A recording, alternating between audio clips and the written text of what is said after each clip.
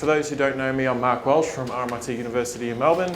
I manage timetabling for RMIT. So in the end of the day, the buck stops with me for timetabling. There's other people that like to blame me for things, but that's just the way it works. So RMIT has been centralised for quite a while now, pretty much since I started. So what I'm going to go through with you guys today is just about who we are, where we've been, and what the benefits that we've experienced as RMIT, the pros and cons from centralisation. So who we are. We have about 88,000 students. At least that's what Richie tells me when he charges me for things. We've grown about 19% over the last five years, and we're expecting around 9% for the next 5, which is I'm glad it's dropped. So I've got a little dash there for VE because I forgot the numbers. We have 3 core Australian campuses, Melbourne City, Bundoora and Brunswick. We teach in 2 cities in Vietnam. We operationally support those 2 locations and also the regional little bits and pieces all over the place. We are dual sector, so we're both vocational and higher education. Now, just because I might get mixed up later on, RMIT runs on colleges, not faculties. We also run on programs, not courses. Our programs are your degrees or your VE programs, and our courses may be your units or your activities in Syllabus Plus. So just to try to remember that if I get mixed up when trying to explain things to you. My team manage 222 higher ed programs currently in the system. We've got about 11 new coming in for next year, including a common core for engineering, which is going to be yay. Most of that in post-grad, which is a benefit because it's in the evening. And VE, it was something like 130 different VE programs. I don't know the number of groups who run in those programs. So just a bit of an overview of since we've centralised, these are the number of activities in our system. So since 2014, 16,000 to 18,000 for our city campus. What we've seen steady changes, depending on, as I'll go through in a bit, as to why that's happened, and more recently going up. So 2019 was up a bit higher, but not by much.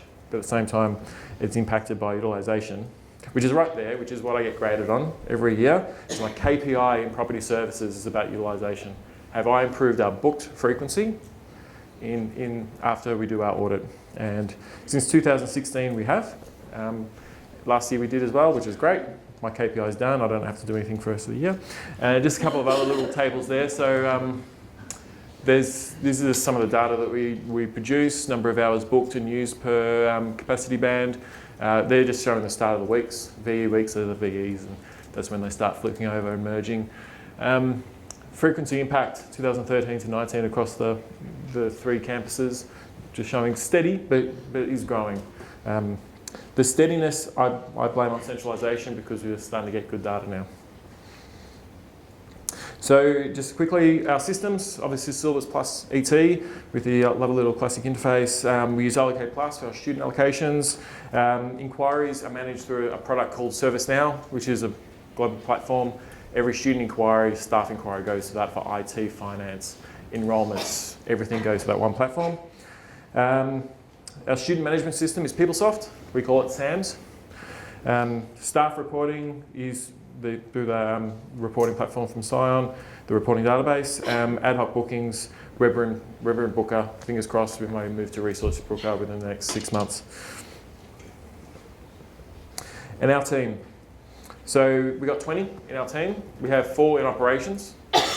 We have 15 team members who engage with our academics. They directly engage with our program managers primarily, and if required, course coordinators. There's no middleman or middle person at the schools. Of those 15 team members, we broke it up into 3 college teams. We only have 3 colleges for our science, engineering and health, design and social context, all the pain in the arse stuff, and business. The chalk and cheese, the money winner.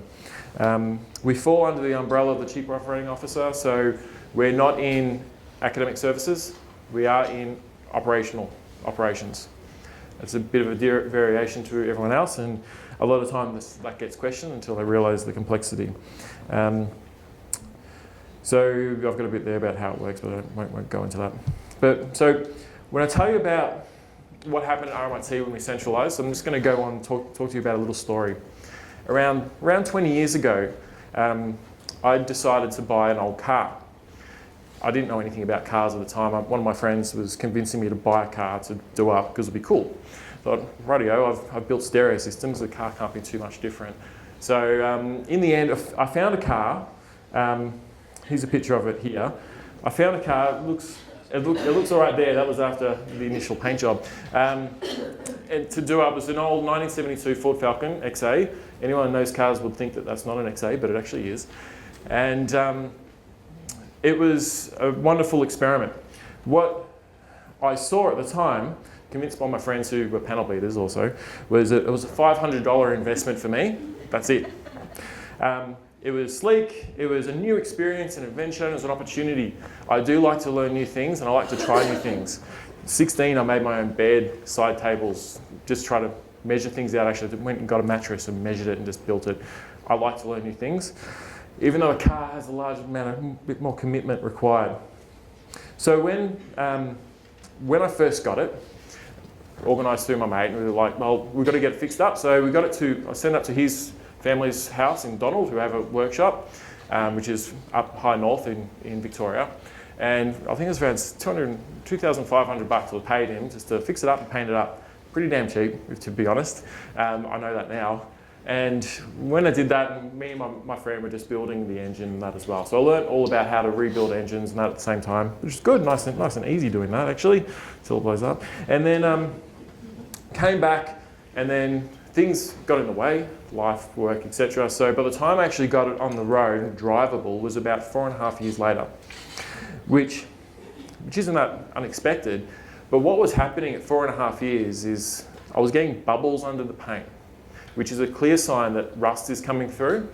It's a clear sign that the foundation, the body of the car wasn't in the right condition. So we stripped it back down. You can see the little bits of red. That was the original colour. It was called a Monza Red. Stripped it back down. I thought, we'll get it sandblasted, get all the paint taken off, all the gunk taken off, and we'll see what it looks like underneath. So we did that, and what we found underneath was a lot of rust. So my friend's dad had just put fiberglass or bog on top of problems instead of actually fixing them. For $2.5 grand, I probably shouldn't have expected any more, but at the time I didn't realise that that's what I should have been expected. So in the end, it was a large amount of time and money commitment to actually come back with an outcome that I couldn't use anyway. So in the end, I had to buy a lot of things, I had to learn a lot of things, and I had to work in the available time. At this stage, I was moving on. I was getting a family, I was getting work, I had weekends. Weekends don't provide you much time to do up a car. So what I had to do, I had to plan, I had to budget, I had to prioritise, and had to face reality. It was going to take a long time because it needs a lot of money. It needs a large amount of investment and a large amount of skill. There's a lot involved in doing up a car, more so than I believed when I first got it. So this is my car now. This is about a week ago. This is just up on the hoist getting new engine, brake lines put on. Don't touch brake lines, get it done professionally. You want a car to stop. This is like nearly a 3-ton car. So it's almost there. By September, we'll actually be on the road. So this is about 20 years later. Bear that in mind, all right? Well, what I've learned, I must admit, I have learned a lot about panel beating in that time because I had an old guy retired, but he was working with me and showing me how to fabricate panels and do welding and that sort of stuff. A 1970s car, the metal's very thin, and you put heat on it, it's so how does this link into centralisation? You're probably asking. In experience is there's the level of expectation when you actually do an operational change. You do your business cases, you do your reviews and your checks, and the expectation was that we're going to have systems in place, that we know what we're doing, we see what we've got, and we get told all the right information, and we know what we're going to deliver. The current state, the assumption was it was good. It came to me and it was like, well, it's actually quite good. It's not going to have all these big massive holes in it and needs to be fixed. It's in a good state, and it's right for change. It's cheap, it's affordable, it just makes sense. This was what happened at RMIT when we centralised. We ran a business case and it said the systems were there, the data was there, everything was in good shape. Student inquiries and complaints weren't there. Nothing showed that there was any problems. What was there was the indication that we can save money. Big one. Money's always a big one. But in reality, issues were being covered up. In a decentralised model, issues from students were going to the schools. They never went past that. They never went further than the academic in half the time. So no one actually knew that all these issues were occurring. There was no solid structure as to how things and people were doing things in the timetable system. Everyone was doing things differently, which meant that a lot of intellectual knowledge was required to actually get the outcome in the end. And back to, at the senior levels, the blinkers were on. They saw a bit of paper, they said, we can move down from 34 staff to 11, save $1 million, let's go. The systems did not have the data that they expected it to have as well.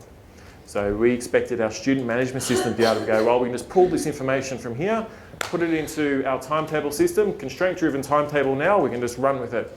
The problem is our PeopleSoft, the way we have it configured is we have a list of all the courses that a student can do for your program. It doesn't say when it needs to be run, it doesn't say semester, it doesn't say a date, it doesn't say if it's core, it doesn't say if it's elective. There's no real clear lead there. That's also in our forecasting. Is also a problem. So what centralised did, it did expose the truth. So when I came in I think it was around 2014, I came in at this point. I came in when all the rust got exposed. Is that you? I was a bit skinnier then,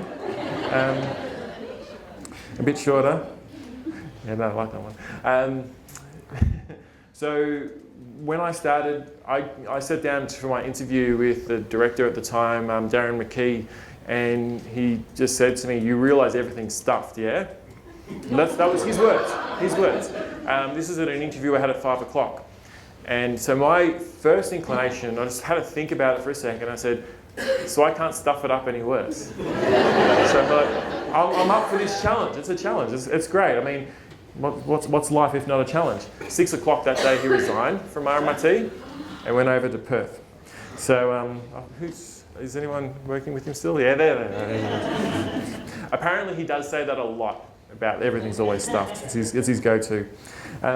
So what it did was it has triggered university change. Timetabling is high on the agenda. So it created a lot of fear everywhere. Timetabling, it's the problem. It did take us 8 months to get it moving in the right direction. When I stepped in, they were supposed to run a constraint-driven timetable, and no one had any idea how to do it, except for Warwick, after coming from Tasmania, but he didn't have the time and effort to actually build it. It was high level of scrutiny. I was running PCGs every other week with the senior executive of the university saying what we're doing and how we're going to make things right. Before I got there, they were doing it every week. So I got it down for a second. I'm proud about that one. And we ended up having to load staff. We went down to a team of 11. All the good intellectual knowledge that we had gone. And we had to fill the void. And the only way to fill the void at last minute is we got to get staff in just to do the job. And that's what we did. And we had to have a lot of hard work. To be honest, it was only, 2019? It would have been last year that we started to settle down in most areas in terms of the demanding workload. And I've actually got teams, some of my staff taking their long service leave for the first time this year. Considering they can take 6 months off, it's not bad. So how do we do it? How do we get to that part? We took charge. A lot of you may know Nicole Eaton. So she is who I report to as the Director in Strategic Planning and Asset Utilisation. So with her assistance as well and backup, and working under this Chief Operating Officer, the drive is about delivery. So we were given the capability to take charge. I guess one of the other benefits there is that at property services, timetabling is very scary for our executive officer. So he was reliant on us actually to do the job, which was great in some ways, A little bit scary because he backed us to the core because he had no idea what the alternative was. The other thing that we had was the team that we were able to take along that journey. As you know, when you centralise, you inherit a lot of staff, you inherit people, and then I came in, so that team inherited me. So it was trying to get a team of individuals working in schools that all would have operated differently, which played into the way they operate, into one coherent unit. It was tough, it was tricky, and it's sometimes it still needs to be reminded, but they're able to come along that journey and in the end do the hard yards to get the job done. Clarity. We provided clarity. That was one of the key things. When the centralisation required a higher level of scrutiny and operational support and reporting. It's all about reporting and the data. The right data. That's where it's all in. I've been listening to some of the other presentations today about data and changes and how do we record it. Something that keeps on coming to my mind is what are you going to get out of that report? So at RMIT, what I've got to present to is our DVCs and the Vice Chancellor about here's the changes. What's the track? If I say to them, we've had 20 submissions, that's not going to cut it. It's got to be about the amount of changes occurring in the system that are impacting our students. So what are those changes? How often are they? And how can I grade that against what happened last year? And how can I shame somebody that's not doing it right in a polite way? That's what we had to do. We had to come up with graphs and say, last year, this is how much you impacted your students. These are all the changes that impacted your students directly. Either it impacted their ability to plan, or even worse, it impacted their timetable after they're allocated to the class. They were the key ones we looked at.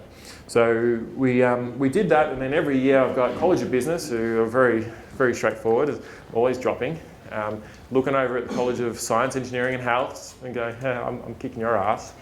And then we got Design Social Context, which finally this year, they're getting a bit of a kick because everyone else is doing so well.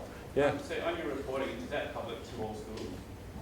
Yeah, I'll send it out, yeah. I mean, I'll show you what I've done. They can see how they're performing against other Yep, schools. yep, Okay. yep. And you'll see that. I've got a sample if I get time, hopefully. Took calculated risk, that's the other key thing here. We're willing to take the risk when it needed to happen. Willing to say to somebody, can't do that, sorry, walk away.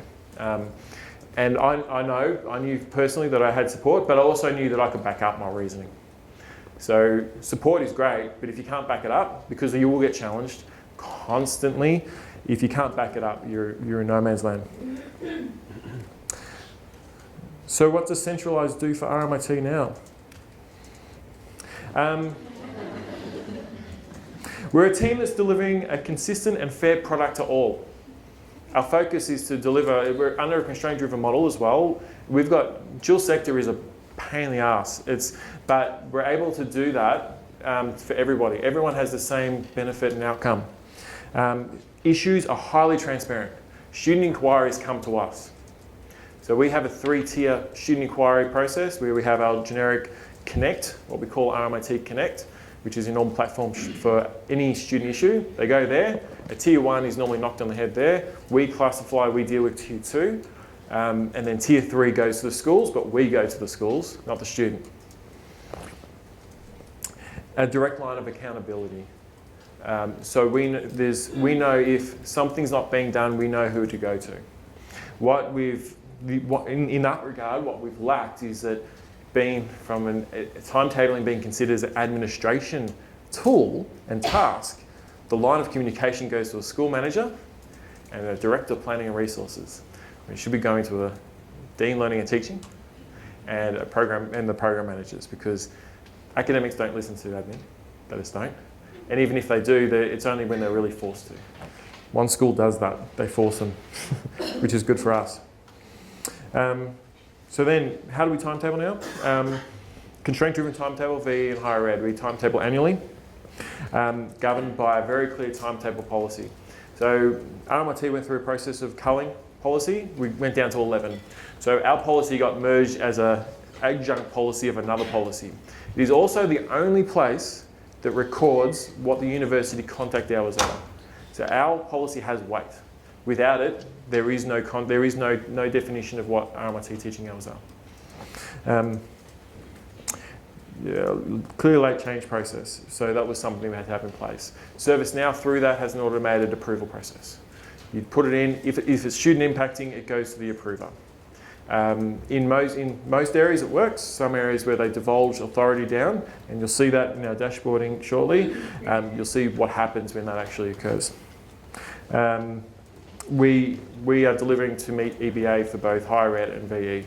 If you ever had to read the VE EBA, it's a lot more restrictive to higher ed. Higher ed, we can treat them like dirt if you look at it, if you read it carefully. VE, it is a lot more clear cut. And pet peeve, we timetable on the half hour. So we start at 8:30 and we finish at 9:30. Does anyone else start on the half hour? Why? Do you know? No? Okay, good. I'm trying to change it at RMIT because it's, for VEs particularly, it leads into overtime and it removes an hour off our timetable. Anyway, sorry. Okay. So since we've centralised, we've delivered better data retention. This is our first year to 2020, we're going to be rolling over our timetable, not because we're trying to be lazy or anything like that, it's just that our data's right. We want to give our staff now, we're trying to move to a better workload planning model. We're introducing Workday as well, especially for HR finance, so as a replacement from the current systems. So our focus is going to be about, hopefully, getting our sessionals before Monash, Swinburne, Deakin lock them in as well. Delivered improved booked frequency. So again, 4th year in a row we've done that. I don't know if I'm going to be able to do it next year, so I'll have to consider moving on. But it is one of our key KPIs in improving that. We do that also through policing. So we've got about 95 of our venues currently have room counters, and we're increasing that every year. Every development puts on new ones. And we do, every week, a report goes out to the Deputy Vice Chancellor saying this is the amount of space that was booked by your schools and not used. Tell me why. And that comes out from the VC. So on top of that, my team also police. So at the moment we police where there's people turn up and do not attend a class that they've booked multiple weeks in a row, which we'll be moving on to an everyday approach. So if then someone hasn't turned up for a week and it's on a timetable that's being scheduled, we'll be calling up and saying, why didn't this run? A lot of additional work there. I'd love to just put a charging model and get it over and done with, but that's a different matter. Delivered a clear process. I haven't got an asterisk there because I'm still just finalising the process. In terms of how we timetable and how we manage. Developed a clear timeline that can roll over annually. So Grace up there from RMIT as well, she'll tell you my 700-line project plan for RMIT timetabling. My team hate it. Microsoft Project can be real cumbersome for people that don't understand it, but it's there, it can roll over, key dates just get changed and we're done. We timetable to meet graduation because our graduation is in Marvel Stadium and that's locked in every year, 5 years in advance. So everything at RMIT matches to that because it's locked in stone, can't change. Met the EBA restrictions, meeting government requirements for VE program contact hours. That's a key one. We were audited this year for VE, which identified a lot of holes. So we are now pushing to meet that, which in VE is great because something that they struggled with was publishing a timetable every year on an annual basis because they always wanted to change it later. They can't do it anymore. The government says it's got to be there. Online, not on paper. So since we've centralised, we have become influencers. We've got one unified voice. We're not scattered. We're not somebody who says, well, we've got a problem here, something's not working, and the school admin can say, well, I'm not going to raise it because it's just you. We actually have a voice. We have a platform, and we can take that up. We're involved. We're involved in forecast load planning modelling. We're involved in the PCG for learning teaching space upgrades. We actually help generate those learning teaching space upgrades. What else do we do? VE and higher ed operational group committees and meetings, we're part of that. We actually set the requirements for course scheduling for the following year. We set the deadlines for those because it's timetabling gets impacted by it. So we set that deadline. And we are, at the moment, the custodians of good practice. If we don't hit our targets, we get hammered every time. So if we don't communicate well enough, we drop the ball, it's on us, because everyone, of course, always wants to blame timetabling and systems for the problem. So we have to be on point all the time, which is great. We're using a system like ServiceNow where everything's recorded. The problem school, again, I'll show you in a second, which had to do a report for them after I got about a 20-page report about all the problems of timetabling for that college, the whole college. And I responded to every single one of them. And they never came back to me, never came back to my boss, and the DVC for the college said we're going to fix it, which was great, because they could actually respond. So to centralise or not, RMIT, to us, personally, I'd say yes. I'd say do it. I believe for the way it worked at RMIT was great, and, well, it didn't start very great, but what it's done for RMIT now is good. The outcome has been positive. It's still exposing a lot of holes. We have no clear definition of what a role of a program manager is in higher education, because for them, they're an academic, they're a professor. They don't have a role that says, I'm a program manager, this is what I've got to do as a program manager. So that's been worked on now through our HR department. But it does lead to that need for increased reporting, increased scrutiny, and increased accountability. We have clear SLA targets to hit. We have to respond within a certain number of days. If we don't, we get hammered. And we've got to close things out within a certain number of days. And that's across the board. And the last thing is expectations need to be managed. There's this belief that we as timetabling are responsible for the way a timetable works at university, which we don't. We manage that system that coordinates program delivery, staff availability, and how they want to deliver their courses in a little box for outputs. It's a pretty key box, but that's all we manage. We don't do the whole long line. And explaining that timetabling is not just this box, it's everything, is pretty key to making sure you get that senior management at that high level agreement and buy-in. So just something else I just had, because I think I've still got time. Yeah, still got time. Oh, great, got heaps of time. Was another report we're doing. We've finally got a Dean Learning and Teaching at RMIT. We've had a void for about 2.5 years, which has led to some pretty interesting outcomes where both property and IT came up with their own policy of what is standard for teaching, which is quite interesting. Yeah, it was very funny when being in a meeting when IT said, no, telling this to the new Dean Learning and Teaching and the new deans in the colleges, saying, IT's telling them, no, you can't put that technology in because it's against the learning and teaching policy. It was great. I loved it. The deans, they could see me, but the IT guy couldn't, and I was struggling not laughing because I've already got a pretty good relationship with those two people, well, the two main ones anyway. Our focus now is around VE. VE is still behind the ball. As I think anyone in VE will know, it struggles. I was hoping to actually get a bit of wood with a round pole and actually show you and actually demonstrate this, because this is the way VE works in a higher ed environment. It doesn't. VE is hammered into place, but that's pretty much it. Nothing is designed around VE in a higher ed environment. So that's where our focus is going to be. How to manage their planning. If you know anything with your VE area, if you don't know, VE is very space hungry. When you've got to deliver a group and a program, a new group is half a room for a week.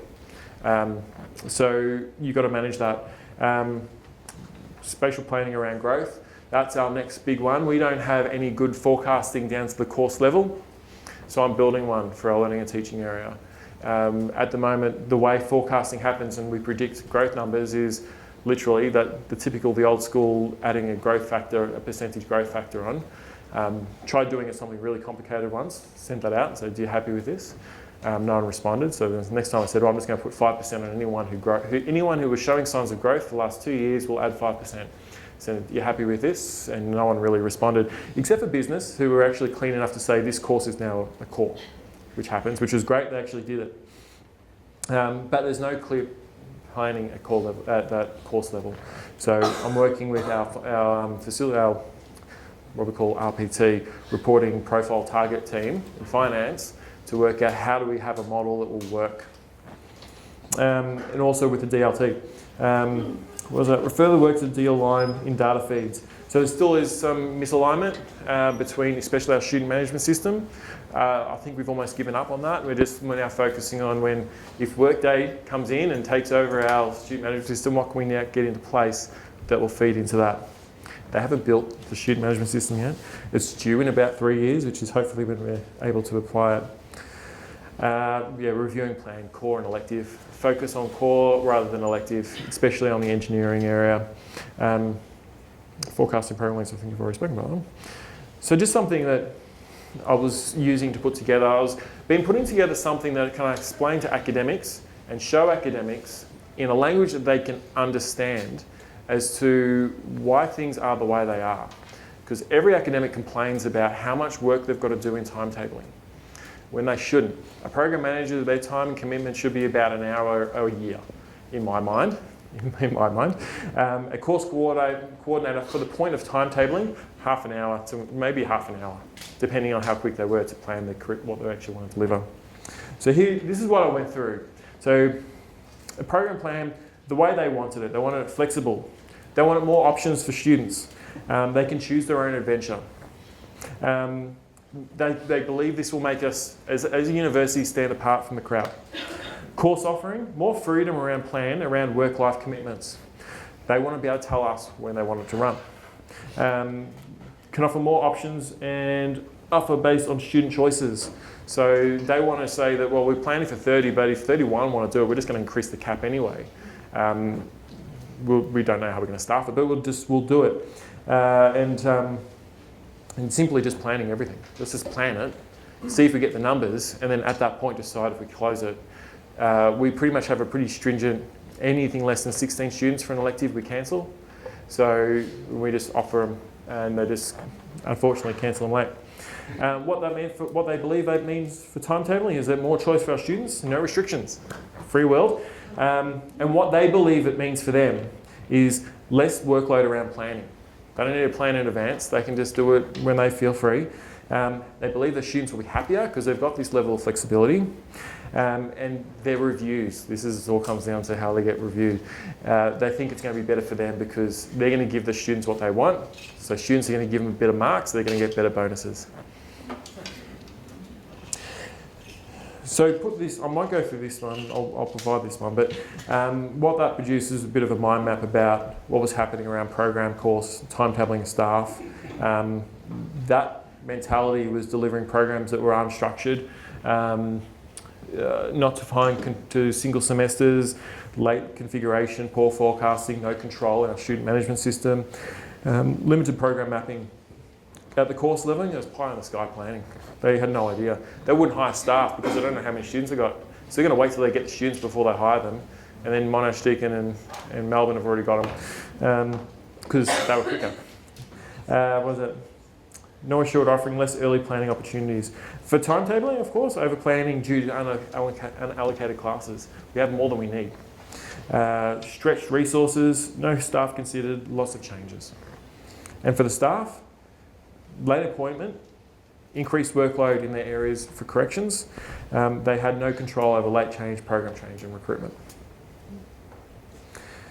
Actual state in a situation that they want, pretty much how it runs more so. The program plans are highly confusing for our students. And most students want to actually rock up to the university and go to a club. They don't want to have to pick their own adventure in most cases. I'm saying not everywhere, just in most cases. Limited program maps. There's no clarity. No forecasting. There's no guidance as to what the core enrolment should be. To me, core enrolment should be pretty chalk and cheese. You should know year on year what your core courses, what their enrolment should be. No student setup to ensure students are doing the right courses. I'm not going to say it's happened. I'm going to say it could happen. The student could complete their full FSOL load without doing a single core course. Not saying it has happened. Only that it could. At the course offering, you get no idea of student numbers, late commitment of staff, no desire to improve the course delivery because they don't know what they're doing. They don't know their numbers. So if I've got 20, if I know if I can get 50 students, I can come up with a course structure that's going to be fantastic, but I don't know, I might actually have 100, and then I'm just going to have to teach the masses anyway. Why change? For timetabling, as you guys all know, late changes, inflexible, poor spread of the timetable, forecast is terrible, over under bookings of space, no trend planning, inability to timetable sooner. And then for the academic stuff, this is supposed to be my aim here, is that more work for them to plan their delivery.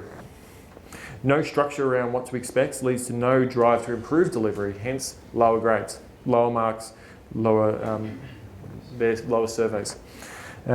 Increased workload to address, poor teaching outcomes from poor timetables and additional workload. So this is all about trying to get in the minds of our academics to say, hey, I love your idea, but this one will work better for you. You'll get better outcomes and better results. This is almost a bit repeating, so I won't go into this one, just the impact broken down to each individual area. So I'll just quickly go on to some examples of the reporting stuff that we do, more so because a lot of people have interest in this. It's something that we do every semester. We do our dashboard reporting around the key dates. So this is our student inquiries. As I said, we manage that Tier 2 and Tier 3 student inquiry level. And these are the sort of reports we push out. We do a daily allocation of how student allocation is actually going, timetable inquiries on a map for both higher ed and VE, and everything has to be like infographics. It has to be really, wow, this looks fantastic. This is as close to as I could get on PowerPoint. We have somebody who works on infographics, but they never get it right. And most of this data, these two round graphs, and the bottom numbers all come out of ServiceNow. The data up the top comes from Allocate Plus, as well as on the left-hand side there, except for student inquiries. So that's our student inquiry dashboard. Then we go into our teaching staff dashboard. This is what goes to all the colleges, the deputy vice chancellors, everybody. There's one for each of the 3 colleges, but they all get all of them. So what we highlight are the key points, because sometimes change happen and there's a reason for it. We've got to be honest and truthful with them. So we actually put down where those changes are if we know why. I'll point out like PCPM, that second last one, Property, Construction and Project Management, the smallest program, smallest school, has one of the most amount of changes compared to the number of activities. They actually change more than the activities they've got. This is after publication. Oh, sorry, yeah, after publication.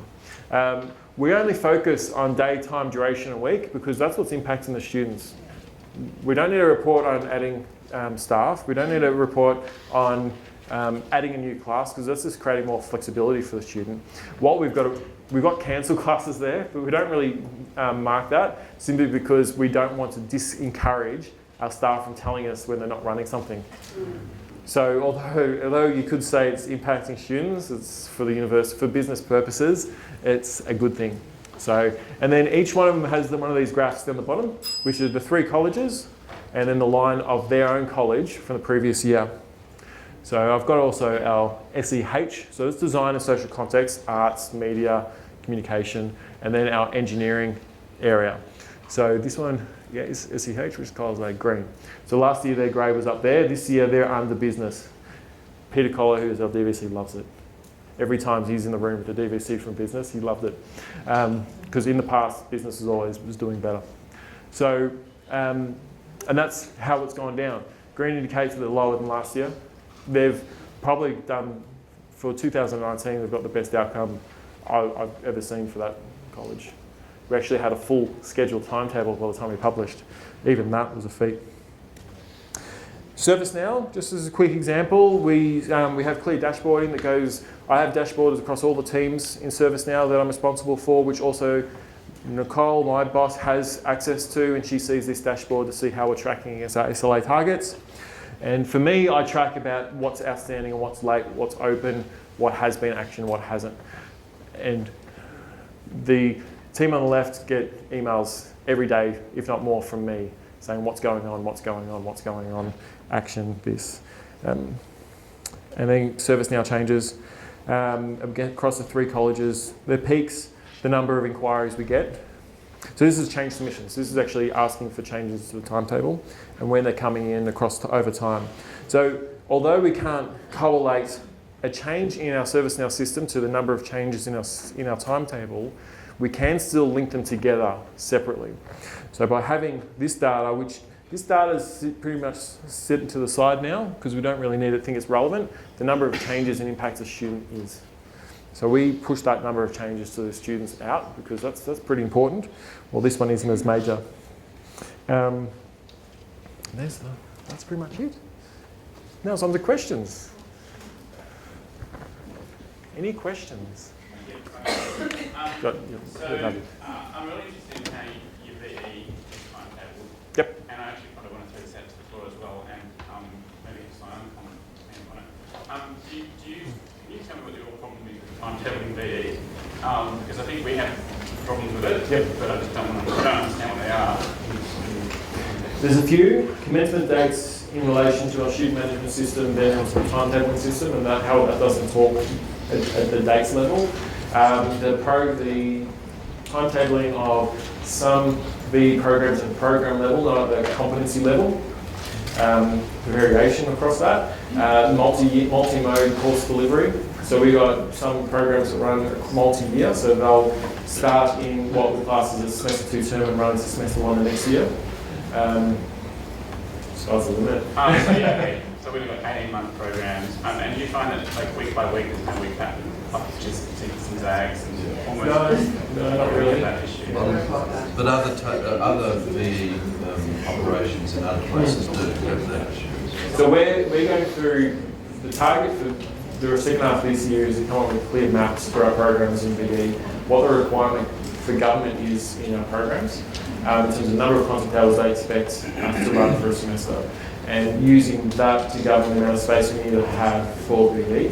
So we do the calculation every year, the number of space required for each program, the potential load and what that will mean in terms of dividing space up. Because the university wants us to share, but it doesn't work, sharing VE in higher ed space because the weeks don't work when you come on orientation.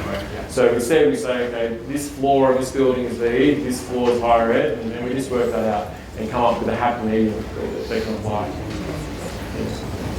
And so it sounds like you don't have the week pattern issue that we do. We've got to the point where we just have to do week-on-week activities instead of doing any kind of named availability. We were doing that. There's quite a mess. The college was managing it, and I took compliments and right, and we're just getting them now. Basically, I just have to educate them on the impacts of what their practices are doing. They've got 7 hours worth of classes, 3 days a week. They want 3 of those classes will happen on a Wednesday, etc. And I actually, don't kill me when I say this, but I actually schedule them first. Oh, no, I get that. Lower numbers, and they don't get the rooms they want, they get the lower numbers, and I can just put them in. I've got them to run all of their practical classes outside of our sessions, our main sessions, so that they can get the rooms. So I've just been working. We've only been on this journey for a while with them, but What's the delivery? we struggle with Just cost of delivery. Cost of delivery. So basically, you're timetabling a program rather than competency. So you're timetabling a certain number of hours that you record against the program, and then they just determine what they're going to deliver that day. That's what we've ended up with. Because the students are going to turn up on Monday, for the next 10 weeks or whatever. The students, they're going to be there. I think we've got the nursing really happening now. I think last year I ended up removing over 600 hours of teaching well short into the timetable. That was a limit for me. So, that's a little mean. So now I need to see what they're doing and make sure that it's actually on board. So start dates for VE, because they don't start running until they've got the student numbers, and if they don't have the student numbers, they're then going to make amendments in the student management system. So then it's actually able to record for the first 30 days contact. So We had this semester one over 4,000 course changes, class number changes, which broke the timetable about 2 weeks out from semester commencement, which is the reason why I'm passing a loose hands allocated-based timetable. So the timetable's always right, it's just they break it. Doing that, so that's a big issue too. Do you provide timetable data into the profile sufficient, or is it done completely independently? Profile for VE? Yes, we do. We have to. The auditors, we have to. So we've got a requirement for engineering type programs over there. We've got 15 there that have international enrollment. So the hours are required per week. 2 of them we're not compulsory.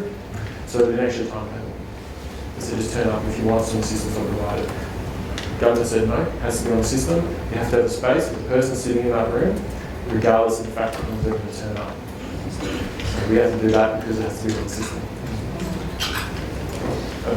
Sorry, did you say the VE timetable was provided paper-based?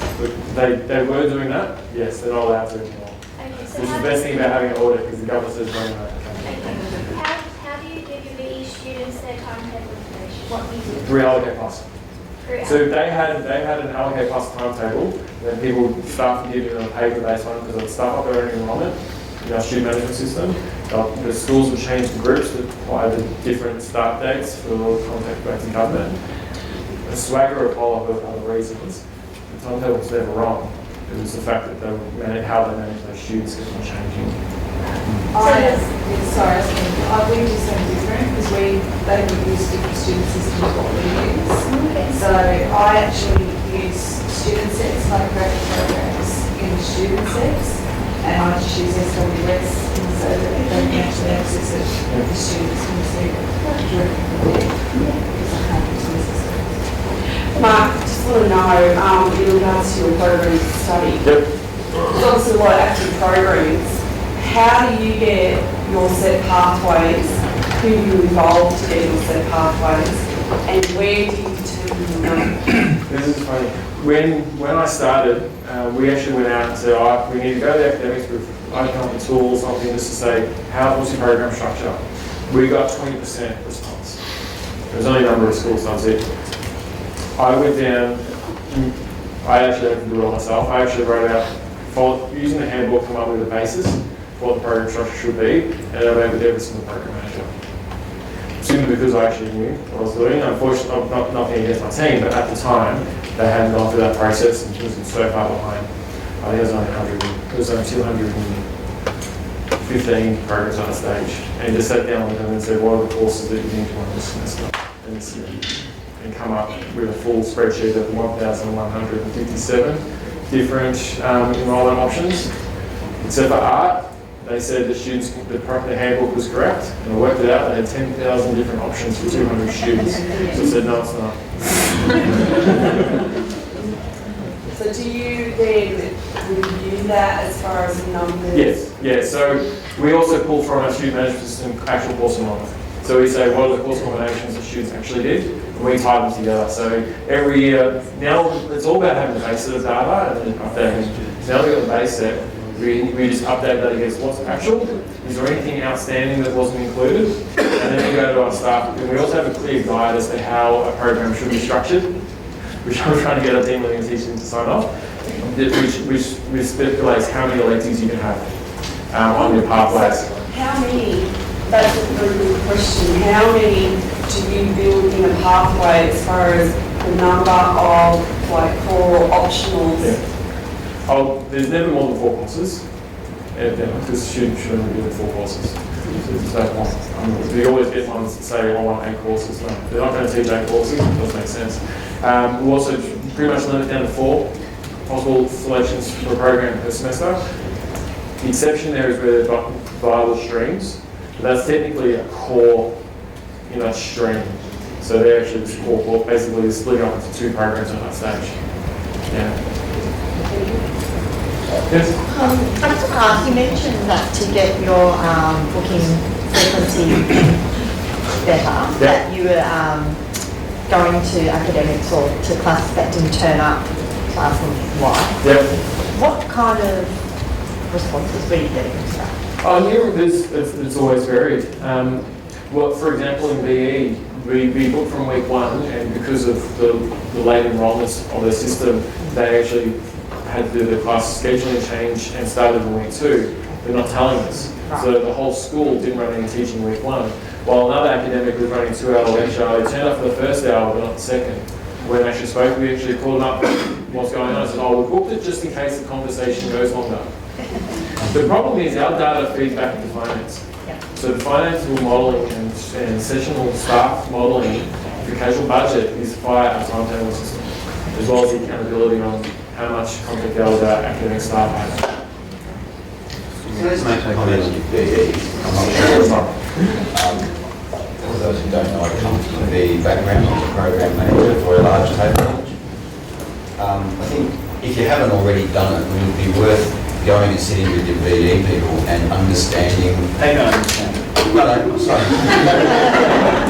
Understanding the pressures that they've got based on their funding model, the reporting that they have to do, and the auditing that they get from the government. And you find that a lot of the timetable and the way they do it is to basically be able to operate within the funding model that they're provided. And one of the things, if it's the same over here as it is in WA, the federal government gives you a bucket of money and based on what you predict that you will deliver for that year, and they pay you that in advance. The unfortunate thing is if you don't deliver that in that year, you have to give it back. But you might have already spent it. And you get audited on what you delivered, not this year, but the following year in about April or May. We've got the extra caveat, we've got now free take, which is a whole swag of programs which was offered. The government said that you can take these as free if you enroll, your first time enrolling in BD, which opened a floodgate across the board. Unfortunately, it was very election driven, so the courses that were offered were based on areas of marginal seats that had paid facilities so they can promote having more jobs and more opportunity. So that's been reviewed again. I think they're doing a slight review because they expected federal government when Labor came in February. They're expecting that support as yeah, that another little caveat. Cheers.